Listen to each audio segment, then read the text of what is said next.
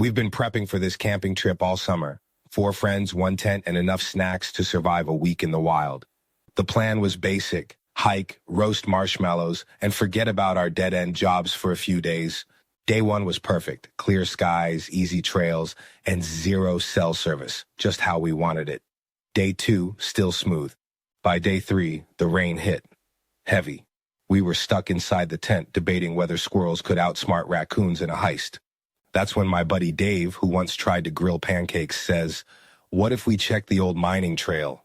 We'd seen it on the map, but ignored it because we were too busy arguing about which 90s boy band would win in a battle royale. So we slogged through the mud to the trailhead. First bend, nothing. Second bend, still nothing. Third bend, blocked by a fallen tree, like nature itself said nope. But just past it, wedged between 2 rocks, is a rusty metal box, the kind that screams, "Open me and regret it." We all freeze. Dave goes, "Should we open it?" I say, "Bad idea." This is how horror movies start. But then Chris, the guy who once licked a frozen pole on a dare, mutters, "What if it's gold?" So we pry it open.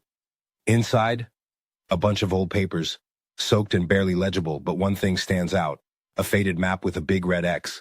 Nobody breathes for a solid minute. Then Dave whispers, "Is this a treasure map?" I say, "Dave, this is clearly some kid's abandoned art project." Chris goes, "Or it's our ticket to early retirement." We spent the next hour arguing over whether to follow it, the odds of getting lost, and which of us would play the hero in the movie adaptation. Finally, we decided to check it out, but only after the rain stopped, just in case. We followed the map to a spot near a creek where the X marked a cluster of moss-covered rocks. After some digging, we found a small wooden chest, locked. Dave, ever the optimist, smashes it open with a rock. Inside, a bunch of old coins, crusty but unmistakably real. We raced back to town and took them to the local museum. The curator nearly fainted. Turns out they were part of a lost stash from a 19th century stagecoach robbery. The museum kept the coins for display but gave us a finder's fee, a cool $2,000 each. Dave blew his share on a fancy grill he never uses. Chris bought a vintage motorcycle that broke down a week later.